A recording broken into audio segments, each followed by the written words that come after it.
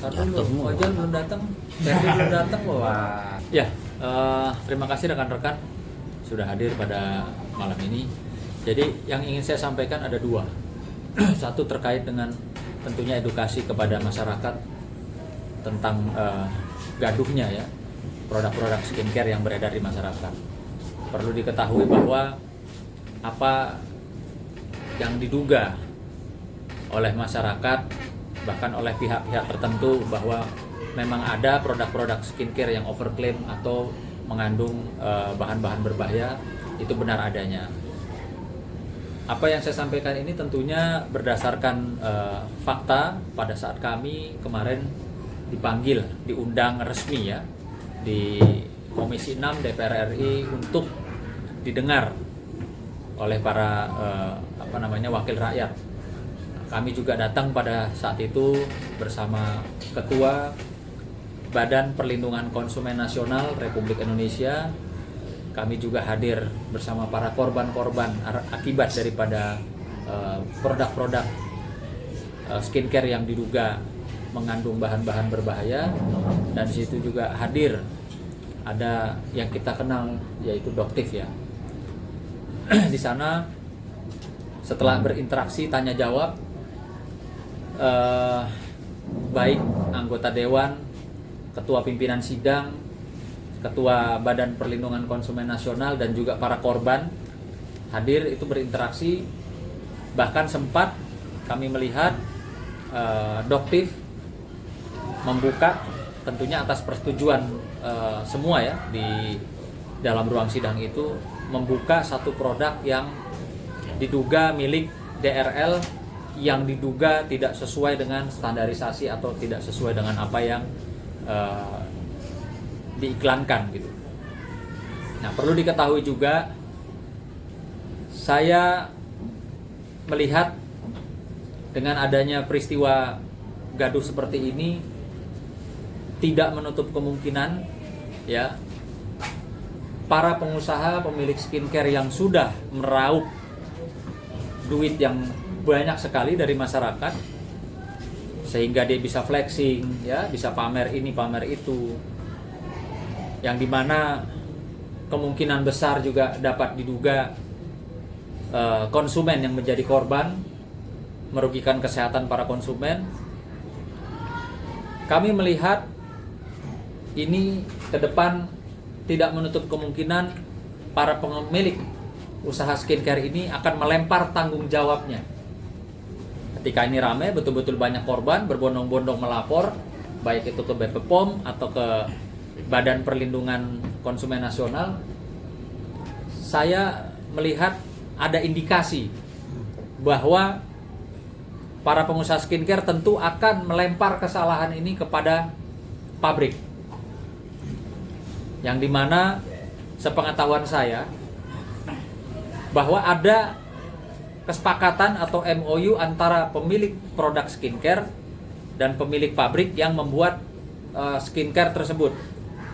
Di situ setahu saya, ya sepengetahuan kami, itu jelas ada satu kesepakatan. Misalnya si pengusaha skincare pesan dengan pabrik, saya pesan dong obat jerawat kandungannya ini, oke sepakatin bikin. Saya pesan dong produk untuk pencerahan kandungannya ini, oke. Diproduksi gitu kan.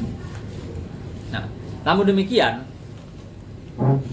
ini perlu diketahui bahwa setelah misalnya nih ya pengusaha skincare sepakat dengan segala sesuatu dengan pihak pabrik, lalu pabrik membuat pesanan misalnya 100 ribu piece atau 1000 piece lah ya, katakan 1000 piece produk yang dipesan oleh para pengusaha skincare ini, seharusnya itu diperiksa kembali di lab oleh si pengusaha skincare. Kenapa? Karena ketika nanti ada produk yang overclaim, ada produk yang mengandung bahan berbahaya, tentunya masyarakat kan taunya produknya siapa, produknya pengusaha namanya siapa, kan begitu. Karena mereka membelinya dari reseller atau membelinya langsung secara live melalui media sosial. Nah, ini juga yang kami harapkan ke depan para pengusaha skincare tentunya juga menjaga dirinya, melindungi dirinya. Ketika dia pesan, begitu barang datang dia periksa lagi, masukin di lab. Ini saya ajarin supaya apa? Supaya tidak merugikan konsumen. Ya, ini saya ajarin nih para pengusaha skincare supaya tidak merugikan konsumen. Setelah pesan barang datang, dicek lab lagi sebelum diedarkan, sebelum dijual ke masyarakat. Sehingga ketika memang ada bahan-bahan berbahaya atau kandungan-kandungan yang tidak sesuai, itu bisa dikembalikan lagi ke pabrik.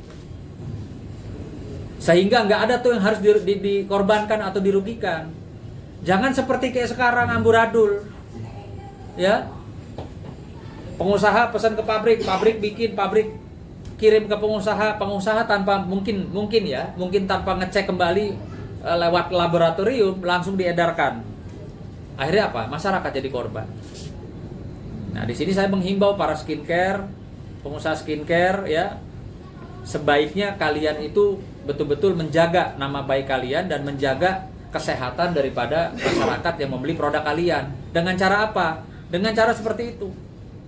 Jadi kalian juga ke depan nggak bisa tuh namanya nyalahin pabrik kalau memang pabriknya tidak memasukkan barang-barang bahan-bahan berbahaya gitu loh. Ini merupakan kontrol yang baik untuk pabrik maupun untuk pengusaha, sehingga jatuh ke masyarakat. Kita bicara untuk kepentingan masyarakat ya, sehingga pada saat jatuh ke tangan masyarakat, ketika digunakan untuk ibu-ibu wanita Indonesia khususnya, memang tidak ada masalah karena dari pabrik bikin sudah kirim diperiksa di lab, tidak mengandung bahan berbahaya, silahkan dijual. Nah, tapi sekarang kegaduhan ini saya melihat trennya ke depan mungkin saja para pengusaha skincare akan menyalahkan pabrik. Loh, saya kan pesannya di pabrik. Ya, dikirim barang, saya langsung jual. Saya nggak tahu tuh kandungannya apa. Ingat, kalian nggak bisa bilang kalian nggak tahu kandungannya apa. Wong kalian udah sepakat kok, kalian pesen produknya ini, masalah bahannya, ingredientnya seperti apa kalian sepakati. Nah, jadi apa yang saya sampaikan barusan ini tentunya kami mengedepankan kepentingan masyarakat. Ya, saya menghimbau kepada para skincare, pengusaha skincare, untuk kepentingan masyarakat atau konsumen, tolong silahkan dicek kembali ketika kalian memesan produk, dicek kembali tuh di laboratorium. Untuk apa? Ya untuk kebaikan kalian, untuk kebaikan masyarakat Indonesia khususnya gitu. Itu satu. Lalu kedua, dalam hal ini yang ingin saya sampaikan,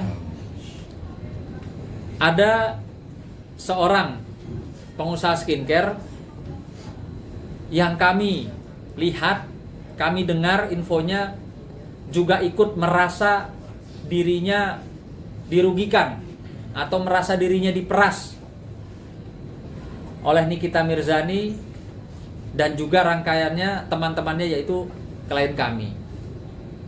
Beredar luas chattingan antara klien kami dengan seorang pengusaha skincare terkenal ini, yang dimana sudah menjadi konsumsi publik pada saat ini.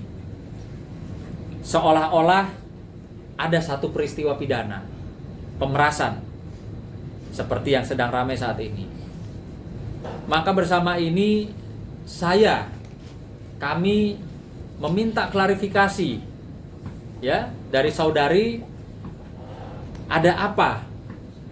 Kenapa bisa percakapan WhatsApp yang ada di ranah pribadi bisa tersebar luas di media sosial, di media cetak dan elektronik? Untuk itu kami sudah melayangkan somasi kepada pengusaha skincare tersebut. Mungkin dengan rekan saya Pak Imam yang akan menyampaikan somasi tersebut. Silakan, Mam. Jadi kami sangat menyayangkan ya yang tadi sudah dibacakan oleh rekan kami Bang Sunan. Kami sangat menyayangkan kenapa komunikasi antara klien kami dengan salah seorang pengusaha skincare tersebut beredar luas dan menjadi konsumsi publik, yang dimana pembicaraan tersebut adalah bersifat pribadi. Yang kami duga bahwa klien kami dituduhkan adalah rangkaian dari suatu peristiwa pemerasan. Padahal jelas di dalam komunikasi tersebut klien kami hanya menyarankan untuk segera diupayakan baik-baik dengan Nikita Mirzani agar produk atau usaha dari salah seorang pengusaha skincare ini baik-baik saja, tidak di review gitu ya. Jadi per tanggal 13 Maret 2025 kami telah melayangkan ke salah seorang pengusaha skincare yang kami duga adalah saudari Melvina Husanti, pemilik produk dari Daviena, ya, yang dimana somasi kami layangkan ke alamat saudari Melvina itu di Palembang, yang sudah diterima per tanggal 15 Maret 2025.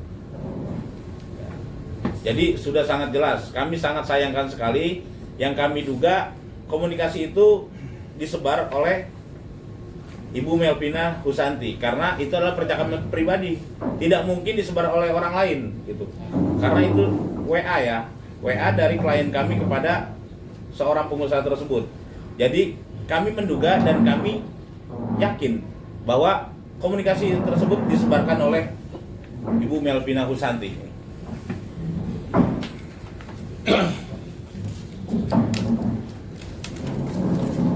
Ya, jadi saya sebagai tim hukum dari Kantor Hukum Sunan Kalijaga, dan somasi ini sudah pertama kali somasi dan belum direspon ya kepada Ibu Melvina Husanti.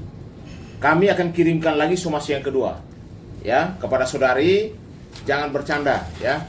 Karena klien kami ini punya profesi yang mana dia juga merasa bahwa ini sangat merugikan dirinya. Opini yang sesat di masyarakat itu menjadi konsumsi yang negatif, sehingga merugikan klien kami secara nama baiknya dan juga usahanya. Ya, kepada saudari, ya kami sudah layangkan somasi pertama, dan yang saya sampaikan bahwa di sini ada dugaan ya pelanggaran Undang-Undang ITE pasal 27A. Setiap orang dengan sengaja menyerang kehormatan atau nama baik orang lain dengan cara menuduh suatu hal dengan maksud supaya hal tersebut diketahui umum dan bentuk informasi elektronik atau dokumen elektronik yang dilakukan melalui sistem elektronik. Pasal 45 ayat 4. Setiap orang yang dengan sengaja menyerang kehormatan atau nama baik orang lain dengan cara menuduhkan suatu hal dengan maksud supaya hal tersebut diketahui umum dalam bentuk informasi elektronik dan atau dokumen elektronik yang dilakukan melalui sistem elektronik sebagaimana dimaksud dalam pasal 27A dengan pidana penjara paling lama 2 tahun dan denda 400 juta rupiah. Ini somasi pertama ya, dan kami harapkan kepada saudari supaya saudari segera merespon dan mengklarifikasi terkait pemberitaan yang sekarang lagi viral. Percakapan yang dimunculkan di media sosial ya, ini sangat merugikan klien kami, baik usahanya dan juga nama baiknya. Dan saudara pasti kami akan tuntut klarifikasi segera dengan somasi yang pertama. Kalau somasi yang kedua saudari tidak melakukan klarifikasi atau membalas somasi kami pastikan akan mengambil langkah hukum yang tegas ya, karena hal ini sangat merugikan klien kami. Kami minta kepada saudari untuk taat ya, dan juga kami minta juga supaya segera mengklarifikasi apa yang terjadi di dunia media sosial ini ya, karena komunikasi itu komunikasi privat yang tidak boleh disebarkan ke publik. Yang mana ketika disebarkan ke publik, artinya kan dari handphone siapa? Makanya kenapa kami harus minta klarifikasi lewat ini produk hukumnya, kami sudah somasi. Artinya ketika saudari tidak menanggapi somasi kami pastikan bahwa saudari pasti kami akan tuntut ya secara hukum pidana maupun perdata. Karena secara nama baik klien kami, baik itu usahanya, baik dirinya sendiri, merasa sudah sangat tercemar, bahkan profesinya. Ya, itu saya dari saya. Terima kasih. Jadi ada tambahan sedikit terkait masalah komunikasi antara klien kami dengan seorang pengusaha tersebut. Jelas di sini ya. Ini saya ambil screenshot yang beredar nih. Screenshot saya ambil dari video-video yang beredar di media elektronik maupun online. Jelas klien kami mengatakan, "Ya, nggak tahu aku Melvin. Ya kan tadi Melvin nanya aku sebagai orang yang bisa telaah."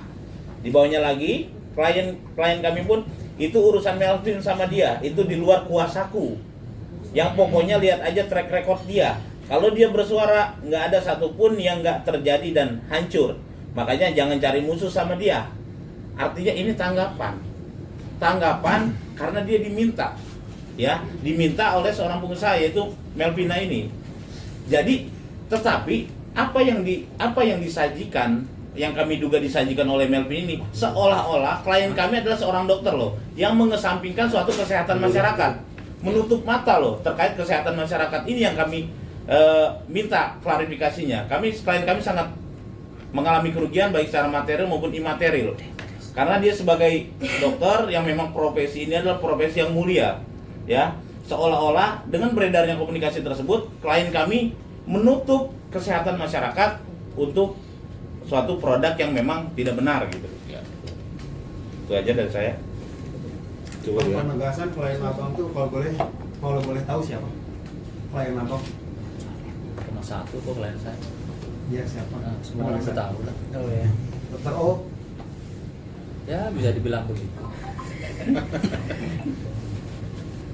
Ya yang pasti kami serius ya meminta klarifikasi dari saudari Melvina ya untuk dapat menjelaskan bagaimana ya ceritanya percakapan yang betul-betul ranahnya privacy itu bisa beredar luas.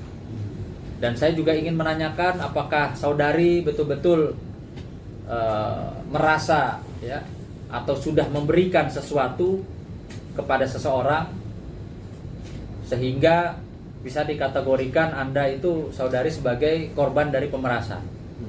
Ya, tolong diklarifikasi segera agar tidak menjadi simpang siur, agar tidak menjadi suatu fitnah di masyarakat. Kalau memang Anda menjadi korban, ya buktikan. Ya, apakah Anda sudah mentransfer, apakah Anda sudah memberikan, apakah Anda punya rekaman-rekaman apa gitu ya. Jadi supaya nggak jadi fitnah. Karena ini nggak bagus gitu loh. Itu saja dari kami minta segera klarifikasinya. Ya. Karena sampai kapanpun ketika Anda tidak mengklarifikasi, kami akan kejar terus. Yes. Kami akan kejar terus sampai ya semua jadi terang benderang. Ya. Bang Sunan izin berarti ini kan mau melakukan somasi yang kedua ya. Iya. Nah kalau memang tidak ada respon juga, apakah akan lanjut melaporkan atau seperti apa? Ya nanti kita lihat ke depan ya. Kita lihat ke depan seperti apa. Tapi yang pasti paling tidak kan masyarakat harus tahu.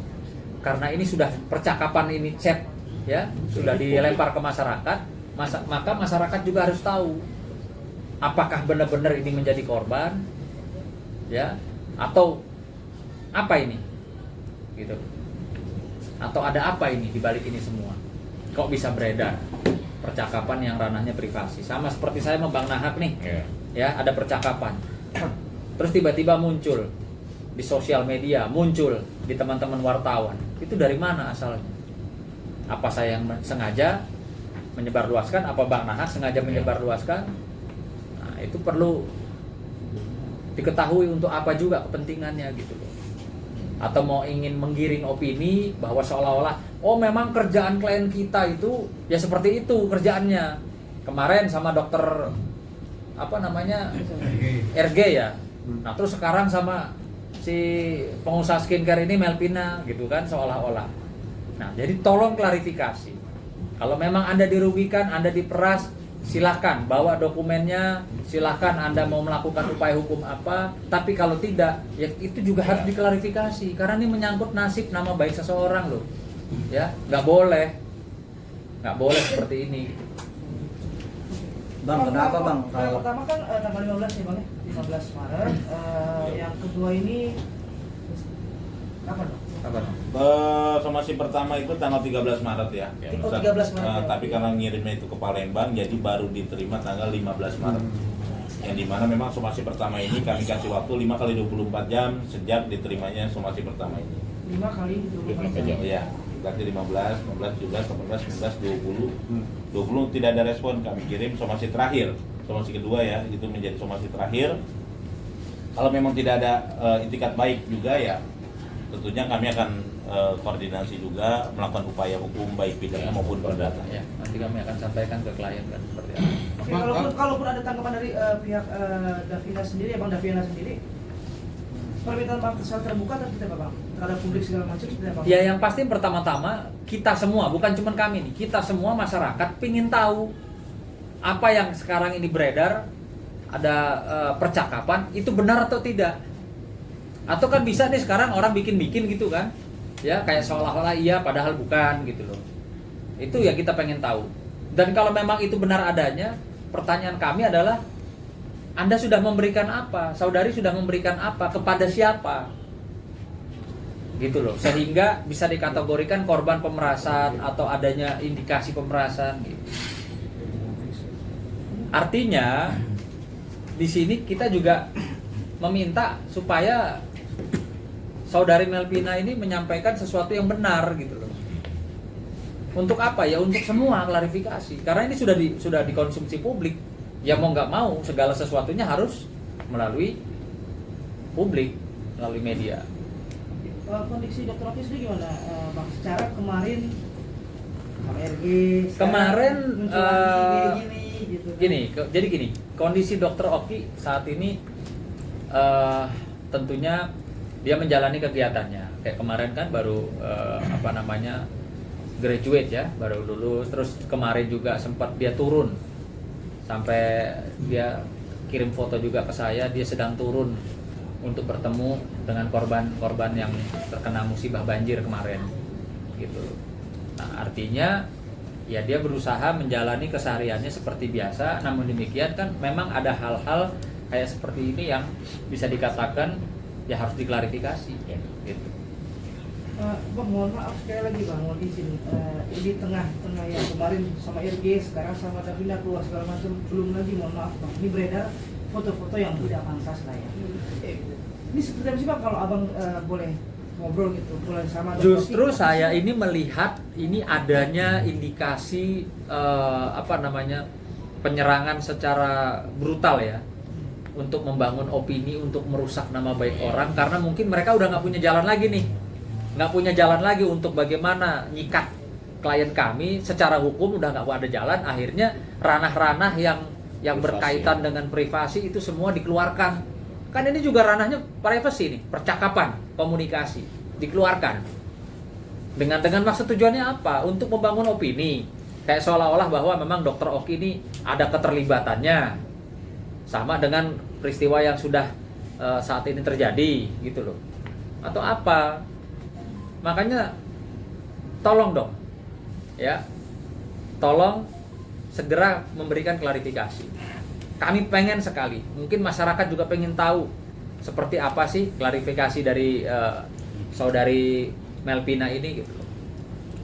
Berarti bisa juga pembunuhan karakter gitu Bang ya? Atau gimana Bang? Ya bisa dikatakan mengarah ke sana ya, kepada klien kami gitu loh.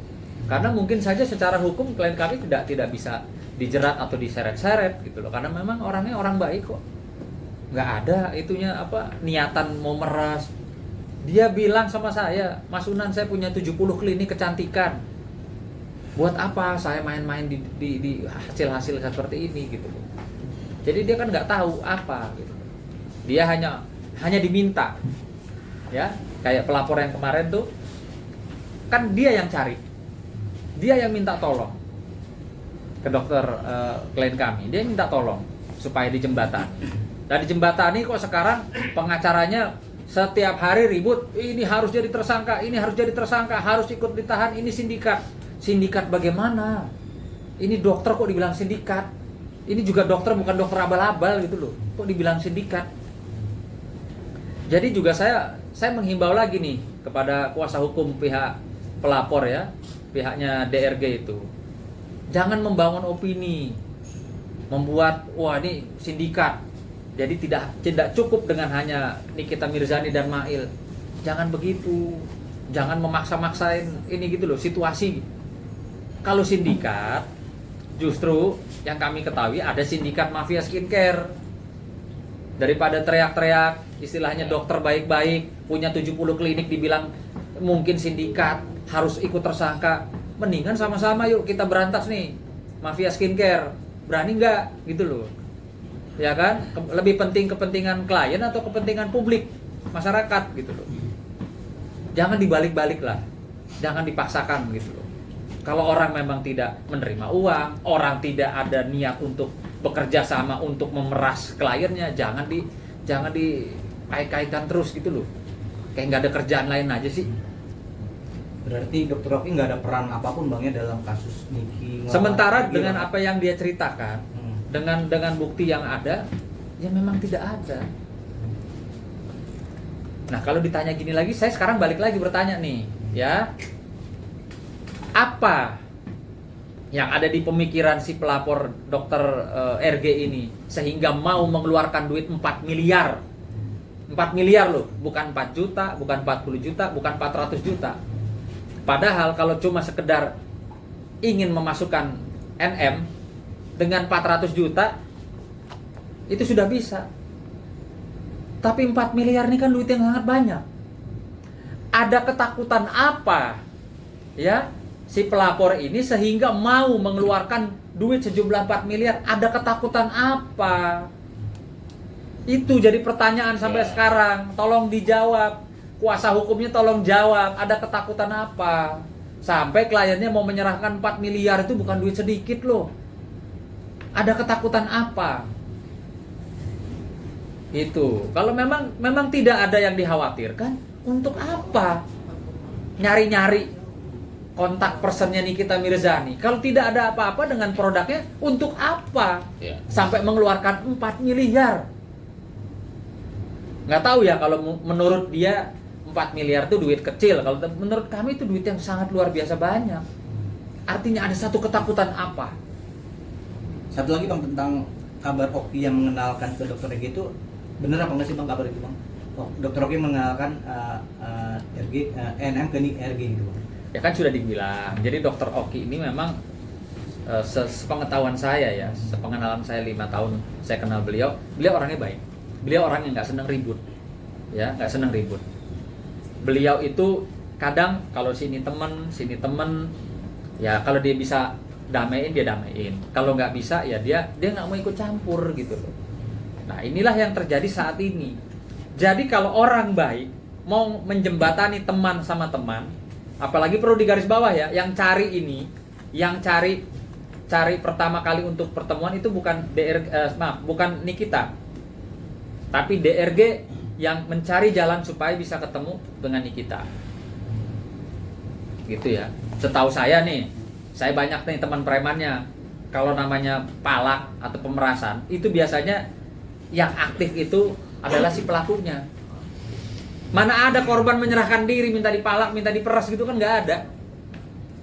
Ini setahu saya, nggak tahu Bung Ahmad ya kan? Ya. Jadi memang kalau pemerasan itu kan harusnya kan jelas-jelas yang pelakunya harus aktif. Dan orang kalau mau meras, ya kan, contohnya, itu kan tidak mungkin juga kalau orang tidak ada masalah dengan yang bersangkutan. Faktanya kan yang sekarang yang mengaku korban, dia yang menyerahkan uang kepada yang bersangkutan. Apakah itu dia anggap pemerasan? Saya yakin sekali nanti di pengadilan itu akan dibuktikan. Karena apa? Karena yang mencari yang namanya yang mengaku korban ini yang mencari NM melalui DRO ini. Lalu menyerahkan uang sebanyak itu untuk apa? Kalau tidak ada sesuatu yang melatar belakangi penyerahan duit tersebut. Apakah sukarela? Apakah hibah? Karena pemerasan dan pengancaman itu beda loh, ancaman hukumannya berat. Diancam pakai cara apa? Kalau menurut saya ini perlu dibuktikan. Saya yakin sekali nanti di pengadilan bisa berbalik ini urusan. Kenapa? Karena memang pasal disangkakan ini menurut kami ini benar-benar sangat merugikan Nikita Mirzani. Yang notabene dia bukan asal muasal dia yang melakukan pemerasan itu, yang meminta, malah korban yang datang lewat seseorang untuk supaya berkomunikasi dengan kita dan korban yang mencari pelaku. Iya, jadi korban yang mencari pelaku, lalu dia kembali lagi bernama korban. Saya yakin ini ada dugaan yang namanya jebakan. Pasti ada dugaan itu. Diduga ya. Karena kami yakin sekali kalau misalnya Nikita yang aktif, yang melakukan komunikasi, yang mencari, mungkin beda lagi ceritanya. Tapi apapun itu terjadi, kita harus percayakan bahwa hukum itu harus berproses. Dan siapapun itu mau korban mau pelaku, dua-duanya memiliki hak hukum yang sama. Nanti di pengadilan pasti ada pembuktiannya. Siapa yang benar-benar yang merasa dirinya korban atau yang benar di mata hukum gitu. Bang, abang kan bersama tim sudah terlanjur nyemplung di dunia kasus skincare nih bang. Kemarin abang juga datangi Komisi 6 DPR. Nih abang seberapa jauh nih memberantas mafia skincare? Apakah khusus di klien abang ini saja, apa semuanya nih? Karena kan semuanya juga agak berkaitan bang ya. Gimana bang? Saya pertama sampaikan bahwa Komisi 6 sangat merespon karena ini kan sudah gaduh. Banyak sekali public figure yang urusannya sekarang ini masyarakat banyak korban, menjadi korban daripada skincare. Dan itu hadir kemarin itu. Mereka korban tuh hadir kok. Bahkan produk itu langsung di unboxing di depan. Makanya di unboxing langsung. Produk mana itu sudah dijelaskan dalam doktif dan dokter-dokter yang berada di situ. Artinya bahwa kejahatan di skincare itu ada. Mafia itu ada. Nah, sekarang tinggal bagaimana penegakan hukumnya. Lewat Badan Perlindungan Konsumen ya. Saat ini juga bekerja keras bersama BP POM, bahkan kemarin diminta untuk bekerjasama dengan Barreskrim dan penegak hukum lainnya untuk memberantas yang namanya mafia skincare. Karena diduga ada bahan-bahan yang berbahaya di dalam skincare tersebut sudah beredar kepada masyarakat. Nah, kalau ini dibiarkan, korbannya akan banyak berjatuhan. Sehingga kalau menurut kami akan berdiri bersama masyarakat, bahkan kami akan membantu. Kalau memang ada yang merasa diri korban, silakan laporkan kepada kami, bahkan ke Badan Perlindungan Konsumen Nasional Indonesia. Cukup ya? Walaupun nanti jadi dilaporkan, kira-kira ancamannya berapa tahun bang? Ya, jadi kalau untuk urusan ini, kalau urusan masalah kejahatan tentang skincare, ancaman hukumnya kurang lebih 5 tahun. 5 tahun dan juga ada denda. Itu miliaran tuh. Untuk Deviana sendiri seperti apa bang? Ya, kalau untuk ini tadi kita sudah jelaskan. Ya, sudah jelaskan. Terang beneran. Oke? Cukup ya? Bungkus, rekam itu ada pasalnya. Siap. Ya. Jadi terkait masalah merekam secara diam-diam, kami juga sudah pelajari juga. Yang nantinya apabila itu dilakukan yang nantinya merugikan klien kami, jelas dari perspektif Undang-Undang ITE itu sudah jelas diatur dalam pasal 31 Undang-Undang Nomor 19 Tahun 2016 ya. Jadi di sini jelas merekam secara diam-diam atau kegiatan untuk mendengarkan, merekam, membelokkan, mengubah, menghambat dan atau mencatat transmisi informasi elektronik dan atau dokumen elektronik yang tidak bersifat publik, baik menggunakan jaringan kabel komunikasi maupun jaringan nirkabel seperti pancaran elektromagnetis atau radio frekuensi. Jadi terkait masalah itu, pelanggaran atas intersepsi atau penyadapan ini adalah dipidana penjara paling lama 10 tahun dan atau denda paling banyak 800 juta rupiah. Berbeda kalau memang dari pihak kepolisian maupun kejaksaan memang itu dikecualikan. Jadi kalau masyarakat sipil melakukan merekam secara diam-diam itu sudah jelas hukumannya 10 tahun maupun denda 800 juta rupiah dari perspektif Undang-Undang ITE gitu. Artinya tanpa izin, tanpa kesepakatan. Ya betul, tanpa izin, tanpa kesepakatan mengambil gambar, merekam secara diam-diam. Jadi gitu ya Pak pengacara DRG, tolong disampaikan ya, diedukasi kliennya bahwa apa yang dilakukan kliennya itu ada dugaan pelanggaran pasal juga ya. Jadi tolong diedukasi, namanya kita ini advokat ketika menangani satu perkara, menangani klien itu namanya penasihat hukum.